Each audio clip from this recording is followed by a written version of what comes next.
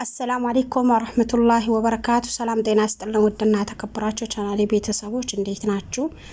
ደህና ናችሁ ወይ? አላሁ አልሐምዱሊላህ። እናንተ ያላችሁበት ያለ ረህመትና እዝነት ከናንተ ጋር አይለይራለሁ።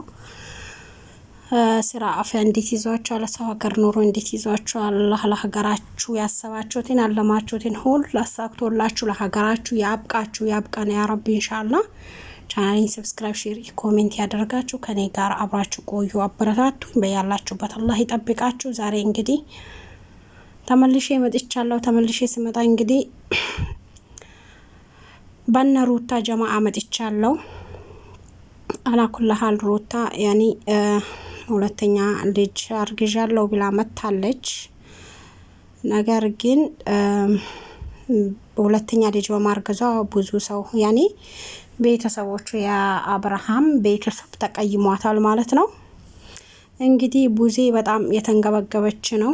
በጣም ከባድ ነው። ሩታም ትክክል አላደረገችም። ምክንያቱም መጀመሪያ የምትፈልገው ቢሆን ኖሮ ያኒ መጀመሪያ የምትፈልገው ከሆነ ወይም ደግሞ ያፈቀረችው ከሆነ ወደ ሄርሜላ ጋር እንዲሄድ ድረስ መጠበቅ አልነበረባትም። እሷ ጋር ያለውን ነገር ጨርሳ ካስጨረሰችው በኋላ ወይን ተስፋ ካማጠጠችው በኋላ አብርሃምን ከዛ በስተመጨረሻ ወደ ሄርሜላ የሷ ፍቅር ትቶኛል ብሎ ወደ ሄርሜላ ሲሄድ ድጋሚ ይሄን ድራማ ይዛ መምጣት የለባትም ነበር ማለት ነው። አላኩላል እውነቱም ይሁን ውሸት ራሳቸው ናቸው የሚያውቁት። ምክንያቱም ሀገር ላይ ያሉ ሰዎች በአጠቃላይ ያኔ በድራማ ስለተበከሉ ማለት ነው።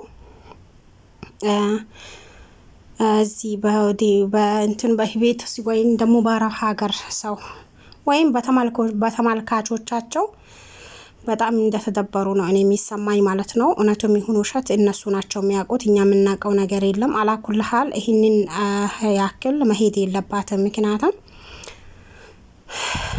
የምትፈልገው ነገር ከሆነ ከራሱ ጋር መጀመሪያ ጊዜ እሱ በሷ ተስፋ ከመቁረጡ በፊት ከራሷ ጋር ማድረግ ነበረባት። ነገር ግን ይሄ ቅናት ያስመስላል። ሀቂቀተን አሁን እኔ ሩታን የተመለከትኳት ነገር ቢኖር ምንድነው ቅናት ነው የሚያስመስልባት ማለት ነው። ምክንያቱም መጀመሪያ ጊዜ አይሆንም ቢላ አሻፈረኝ ቢላ የከረመች ያለ ሄርሜላ ፍቅሬን ታፈቅረኛለህ ወይ ቢላ ምናምን ስትጠይቀው ጊዜ እሺ አዎ አፈቅርሻለሁ ካላት በኋላ ነው እንግዲህ ሩታ ይሄ ነገር የተነሳችው። መጀመሪያም ጊዜ አብረን ሆና ልጃችን እናሳድግ ምናምን ነገር ቢላ ጠየቀችው። ከዛ በኋላ እንግዲህ እሱ አልሆን ሲላት ጊዜ ደግሞ አረገዝኩ ብላ መጣች። ከዛ ያለፈ ደግሞ ለሩታ ያ ደስታ የሚባለው ሰው እንግዲህ እሺ እንድትለው ሽማግሌ ይዞ መጥቶ ነበር። ከዛ በስተመጨረሻ እሺ ቢላም ነበር። እሺ ችግር የለውም ቢላ ነበር። በኋላ ላይ ደግሞ አሳብ ቀይራ እንግዲህ ከአብርሃም አርግዣለሁ ቢላ ነው የመጣችው። የሕክምና ውጤት እንግዲህ ትክክል ነው። ውጤቷን ዛሬ ይዛ መታለች። አላኩልሃል የእውነተኛ ህይወታቸው የሚኖሩ ከሆነ በእውነተኛ ህይወታቸው ቢኖሩ ይላለሁ። ምክንያቱም በልጅ በልጅ ባይቀልዱ ይላለሁ። ሌላው ደግሞ ሄርሜላም ብትሆን ያለውን ነገር እስካሁን ድረስ ከአብርሃም ጋር እንግዲህ እንዳየነው ከመጀመሪያ ጀምሮ አብርሃም በሩታ ተስፋ ከመቁረጡ በፊት ነበር እንግዲህ ሄርሜላ ወደሱ የመጣችው የነበረው ማለት ነው። ብዙ ጊዜ እንደምለውም ሁላ አንድን ሰው ወይን አንድን ወንድ ወይን አንዱን ሴት አንዲቷ ሴት የመጀመሪያ ባሏ ይቅርታ ጉንፋን አለቀቀኝም ብዙም ድምጼም ልክ አይደለም። የመጀመሪያ ባሏ ትታ ወደ ሌላው ስትሄድ ምንድነው የሚለው ነገር ታሳቢ ማድረግ አለብን። አብርሃምም ቢሆን እንግዲህ መሀል ላይ የገባች ሄርሜላ ነበረች። ምናልባት የሩታና የአብርሃም ሁኔታቸው ወይም ደግሞ ህይወታቸው ላይቀጥልም ይችላል ነበር። መሀል ላይ ደግሞ መግባት አልነበረባትም። የፈለገ ነገር ብትሆን ደግሞ ሴት ልጅ ናት። ሴት ልጅ እስከሆነች ድረስ በዚህ ልክ እንትን መሆኑ አስፈላጊ ነው ብዬ አላስብም። ሀቂቀተን በጣም ያስጠላል ማለት ነው። ለምንድን ነው እዚህ ጋር በሷ ህይወት ቢሆንስ አሁን በሩታ ህይወት መታ ሄርሜላ እንደገባች በሄርሜላ ህይወት ሌላ ሴት መታ ብትገባስ? ፍቅር እኮ አላቂ ነው። ሀቂቀተን ፍቅር አላቂ ነው። እውነት ለመናገር ፍቅር አላቂ ነው። አስለን በውጭ ሆናችሁ በፍቅር ተጣጣማችሁ ልትኖሩ ትችላላችሁ።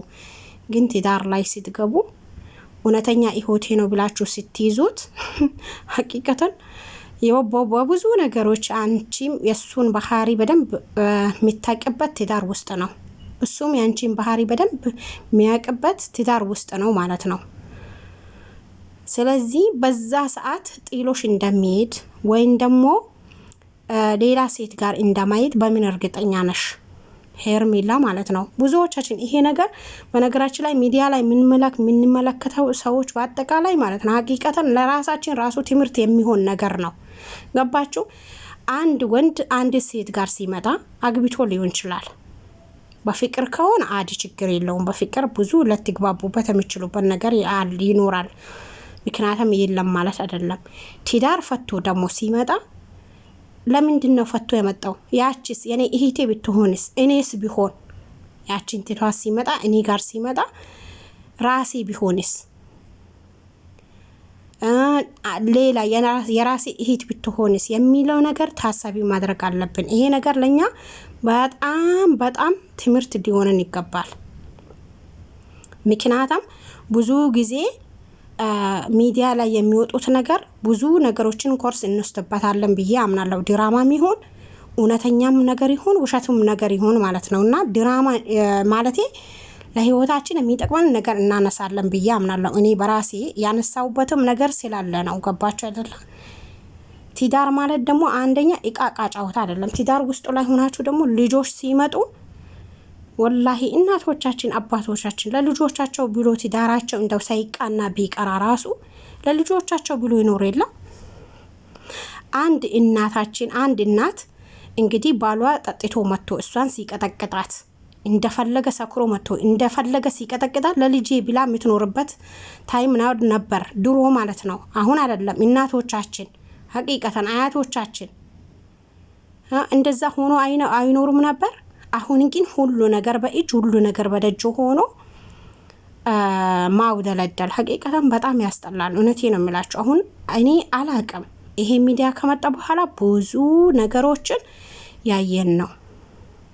ትዳር ላይ ተከባብሮ የሚኖሩ የነበረው ሰዎች ወልዶ ከብዶ የነበሩ ሰዎች ከቤተሰቦቻቸው ተዋዶ ቤተሰቦቻቸው ራስ በራሳቸው ነአም ልጄ ናት ልጄ ነው ብሎ ተቃባብሎ ራሱ አሁን የምናየው ነገር አስለን ሚዲያ ላይ የምናየው ነገር በጣም አያስጠላም? አይዘገንንም? ሀቂቀተን በጣም ነው የሚያስጠላው ማለት ነው። በጣም ፍቅረኛ እንዳልኳቸው ተውት። ማንም ሁላችንም ቢሆን በህይወታችን ከመጣ አንድ ሰው ምናልባት እኛ የምንፈልገው መስፈርት ሊኖር ይችላል። ያንን መስፈርት በእርግጥ ሙሉ በሙሉ አማላ አይደለምስ።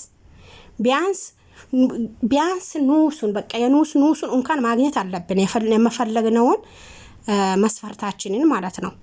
የኑሱን ሰናገኝ ሲቀር ደግሞ የፈለግነው መስፈርት ሰናገኝ ስንቀር ደግሞ ምንድነው ማድረግ አለብን? ከዛ ሰው መለያየትን ነው። ምክንያቱም መጀመሪያ ጊዜ ሰንገባበት በፊት መጠንቀቁ የተሻለ ስለሆነ ማለት ነው።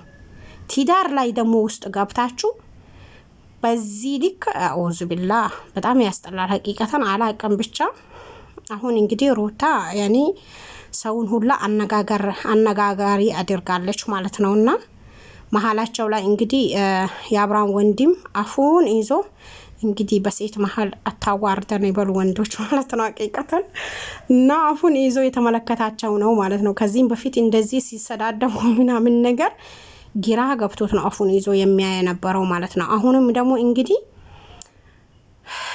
ማናት ቡዜ ሩታን ስትጠይቃት አፉን ይዞ የተመለከተ ነው ማለት ነው። ቡዜ እንግዲህ እብድ ውሻ የነከሳት ሆናለች። በጣም የጮኸች ነው። የሆነ ጊዜ ሩታ የአብርሃምን ራቆት ፎቶ ይዣ